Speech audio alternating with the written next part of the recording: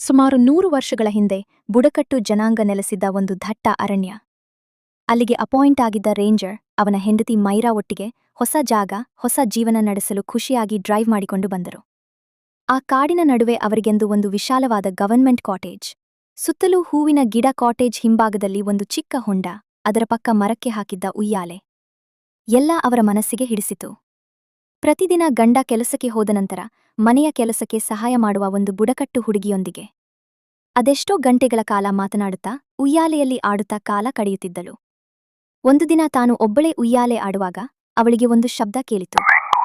ಭಾಗೊಂಡ ಅವಳು ರೇಂಜರ್ಗೆ ಹೇಳುತ್ತಾಳೆ. ಅವನು ಯಾವುದೋ ಕಾಡಿನ ಕೀಟ ಇಲ್ಲ ಪಕ್ಷಿಯ ಶಬ್ದವಿರಬಹುದು ಎಂದು ಸಮಾಧಾನ ಮಾಡುತ್ತಾನೆ.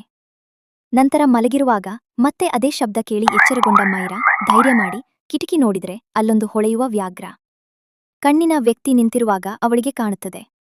ಗಂಡನ ನಿದ್ದೆ ಹಾಳುಮಾಡುವುದು ಬೇಡ ಎಂದು ಅವಳು ಮಲಗಿ ಮರುದಿನ ತನ್ನ ಗೆಳತಿಯೊಂದಿಗೆ ಕಾಟೇಜ್ನಲ್ಲಿದ್ದ ಪುಸ್ತಕಗಳನ್ನು ಓದುವಾಗಲೂ ಅದೇ ಶಬ್ದ ಹೆದರಿ. ಅವಳ ಗೆಳತಿಗೆ ನಿನಗೆ ಈ ಶಬ್ದದ ಕುರಿತು ಗೊತ್ತು ಎಂದಾಗ ಅವಳು ಕಾಡಿನಲ್ಲಿ ಹಲವು ಜೀವಿಗಳು ವಿಚಿತ್ರ ಶಬ್ದ ಮಾಡುವುದು ನಿಜ.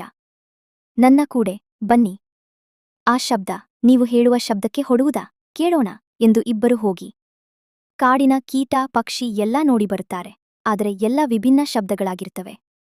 ಮರುದಿನ ರೇಂಜರ್ ಹೆಂಡತಿಯನ್ನು ಕಾಡನ್ನು ತೋರಿಸಲು ಕರೆದುಕೊಂಡು ಹೋದಾಗ ಅಲ್ಲಿ ಬುಡಕಟ್ಟು ಜನರು ಅವರ ಹಳ್ಳಿ ತೋರಿಸುವಾಗ ಒಂದು ಕಲ್ಲಿನ ಮೇಲೆ ಹಳೆಯ ಪ್ರೇಮಿಗಳ ಚಿತ್ರವೊಂದು ಕಂಡುಬರುತ್ತೆ. ಆದ್ರೆ ಮೈರಾ ಅಷ್ಟಾಗಿ ಗಮನ ಹರಿಸುವುದಿಲ್ಲ.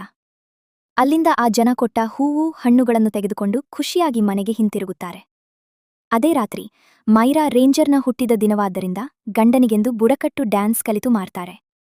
ಎಲ್ಲಾ ಸಂತಸದಿಂದ ಇತ್ತು. ಮತ್ತೆ ಅದೇ ಶಬ್ದ ಕೇಳಿ ಮೈರಾ ಪ್ರಜ್ಞೆ ತಪ್ಪಿ ಬೀಳುತ್ತಲೇ ಅವಳ ಆರೋಗ್ಯ ಕೆಡುತ್ತಿದೆ ಎಂದು ಆಲೋಚಿಸಿದ ರೇಂಜರ್ ಮರುದಿನ ತನ್ನ ಸಹಕಾರ್ಮಿಕರ ಬಳಿ ಈ ಮಿಂಗ್ಲಿ ಎಂಬ ಶಬ್ದದ ಬಗ್ಗೆ ವಿಚಾರಿಸ್ತಾನೆ.